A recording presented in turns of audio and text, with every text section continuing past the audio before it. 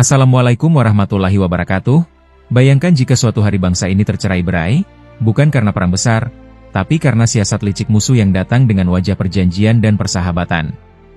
Begitulah yang hampir terjadi di Sumatera pada masa perjuangan mempertahankan kemerdekaan. Namun ada satu daerah yang berdiri tegak, menolak dengan lantang segala bentuk pengkhianatan terhadap Republik Indonesia. Daerah itu adalah Aceh. Selamat datang di Aceh History, tempat di mana kita menyelami lautan sejarah Aceh secara lengkap. Namun sebelum kita mulai, jangan lupa untuk subscribe, like, komen, share dan nyalakan lonceng notifikasinya agar kamu tidak tertinggal kisah-kisah mendalam lainnya yang jarang dibahas dalam buku pelajaran. Mari kita mulai petualangan sejarah hari ini.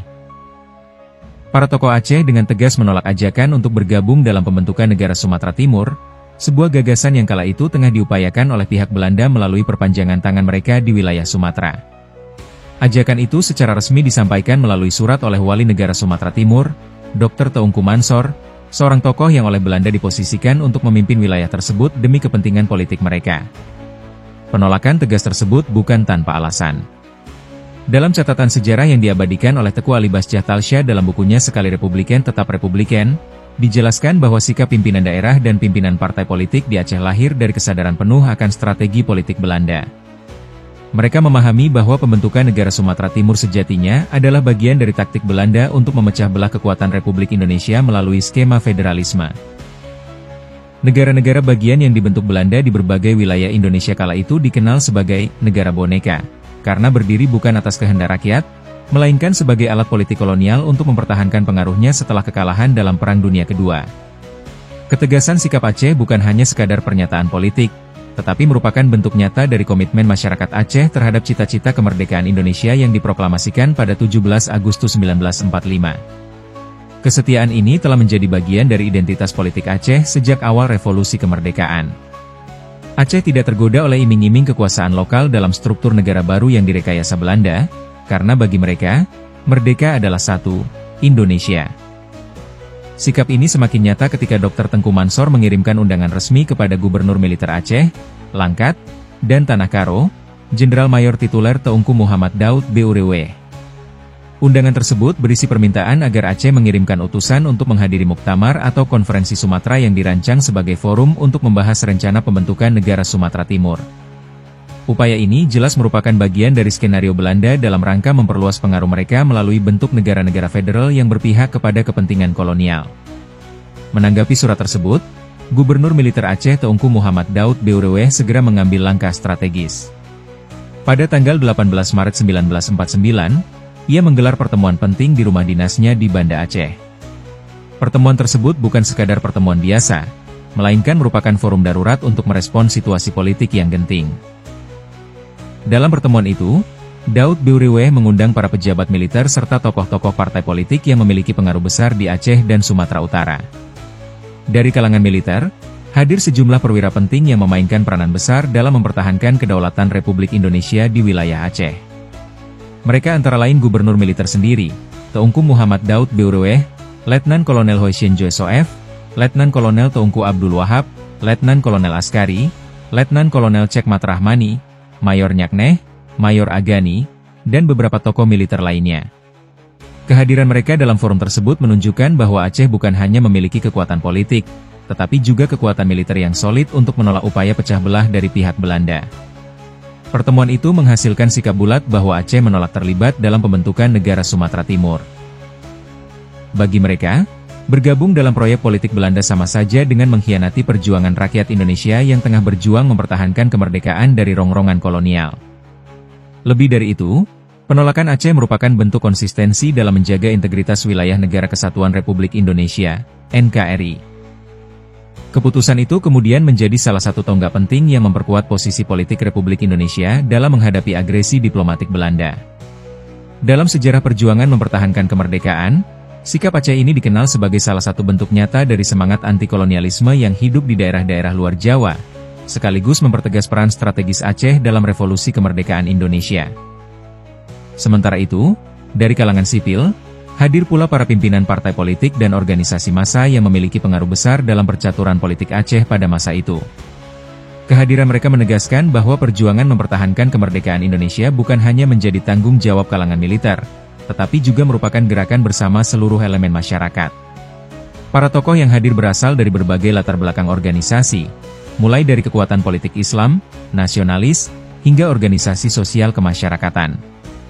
Di antara partai-partai yang mengirimkan perwakilan hadir Partai Majelis Syuro Muslimin Indonesia, Masyumi, Partai Nasional Indonesia, PNI, Partai Sarekat Islam Indonesia, PSII, Partai Sosialis Indonesia, PSI, serta organisasi kepemudaan seperti Gerakan Pemuda Islam Indonesia, GPI.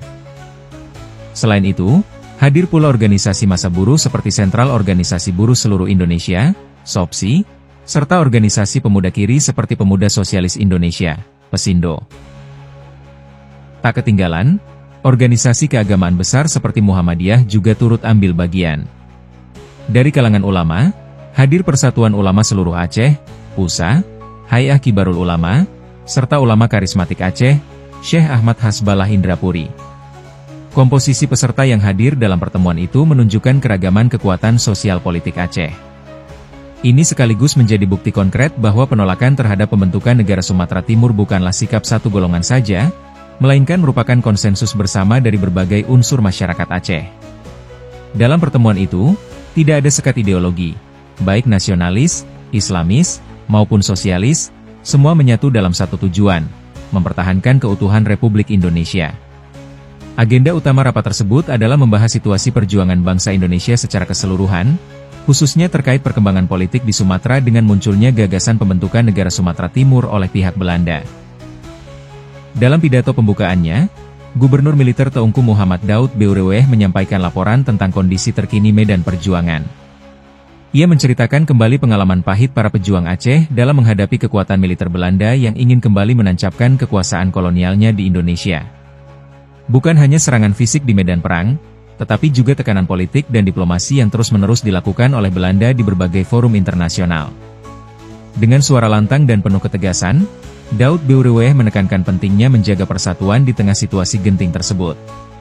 Persatuan adalah syarat mutlak bagi kita untuk menghadapi keadaan dewasa ini, ujarnya, menegaskan bahwa kemenangan dalam perjuangan tidak akan tercapai jika bangsa ini tercerai-berai oleh kepentingan sesaat atau hasutan kekuatan asing.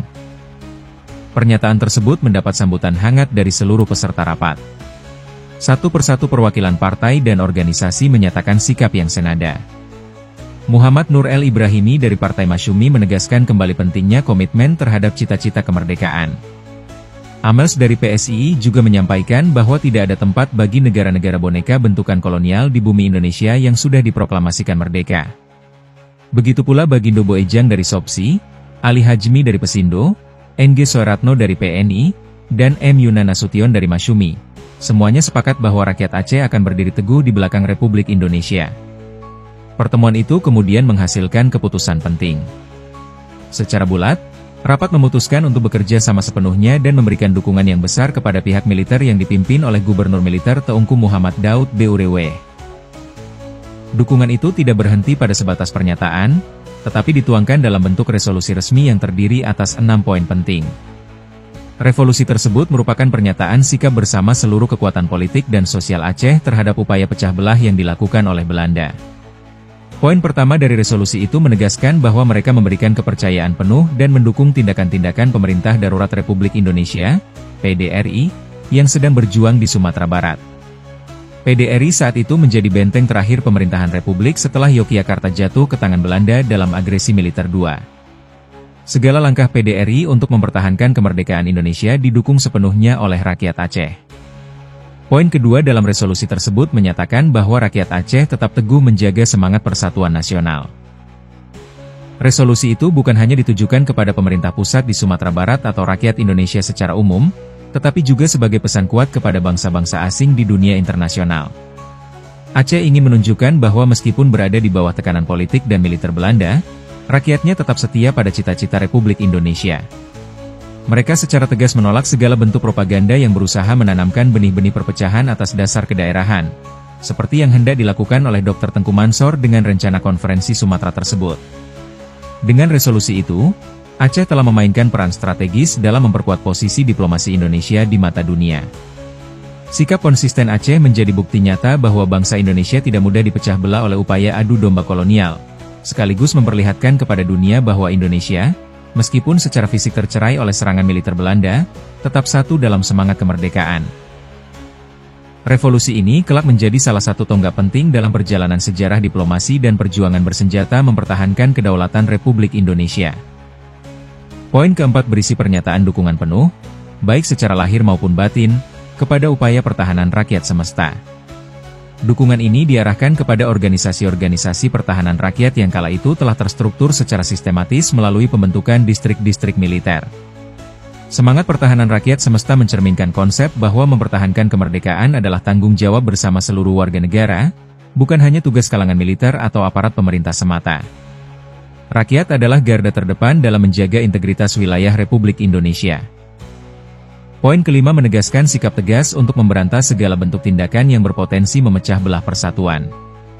Ini merupakan respons langsung terhadap upaya Belanda membentuk negara-negara boneka di berbagai wilayah Indonesia, termasuk negara Sumatera Timur, sebagai bagian dari strategi mereka untuk melemahkan kekuatan Republik Indonesia. Dengan resolusi ini, rakyat Aceh menegaskan bahwa setiap upaya memecah belah bangsa akan dihadapi dengan perlawanan yang tegas dan menyeluruh. Poin terakhir, poin ke-6, menyatakan dukungan tanpa syarat terhadap semua langkah yang diambil oleh instansi pemerintah dan militer dalam rangka menjaga keamanan dalam negeri. Termasuk di dalamnya adalah upaya membasmi para pengacau, baik yang merupakan kaki tangan kolonial maupun kelompok-kelompok lain yang berusaha mengganggu stabilitas dan persatuan nasional. Dengan demikian, revolusi tersebut bukan hanya merupakan pernyataan sikap, tetapi juga menjadi panduan moral dan politik bagi seluruh elemen masyarakat Aceh untuk bertindak secara terorganisir dalam mempertahankan kemerdekaan. Revolusi yang syarat makna itu kemudian ditandatangani oleh para perwakilan berbagai organisasi penting, mencerminkan kesatuan tekad antara kalangan politik, sosial, keagamaan, dan militer di Aceh. Penandatanganan dilakukan oleh wakil-wakil dari Komisaris Partai Sarekat Islam Indonesia, PSII, Sumatera Utara, Dewan Pimpinan Umum Pesindo Aceh Langkat dan Tanah Karo, Dewan Pimpinan Daerah Partai Nasional Indonesia, PNI, Aceh, Dewan Daerah Masyumi Aceh Sumatera Utara, Sentral Organisasi Buruh Seluruh Indonesia, SOPSI, Daerah Aceh, Dewan Pimpinan Daerah Partai Sosialis Indonesia Aceh, Pengurus Besar Persatuan Ulama Seluruh Aceh, PUSA, Majelis Pimpinan Muhammadiyah Daerah Aceh, Pimpinan Daerah, Gerakan Pemuda Islam Indonesia, GPII, Aceh Sumatera Utara, serta Hay'ah Kibarul Ulama Sumatera Utara di Aceh. Kesatuan nama-nama ini bukan hanya deretan organisasi formal, melainkan representasi nyata dari denyut nadi masyarakat Aceh dalam memperjuangkan Republik Indonesia yang berdaulat. Ketika godaan kekuasaan dan tawaran jabatan menghampiri, tidak sedikit yang tergoda untuk berpaling dari cita-cita kemerdekaan. Tapi Aceh menunjukkan kepada kita, bahwa ada nilai yang jauh lebih tinggi daripada kekuasaan, persatuan, harga diri, dan cinta tanah air. Tanpa sikap tegas dari Aceh kala itu, mungkin peta Indonesia yang kita kenal hari ini tak akan lagi sama. Kisah ini bukan sekadar catatan sejarah, tapi pelajaran abadi tentang harga mahal sebuah kemerdekaan. Terima kasih sudah menonton video ini.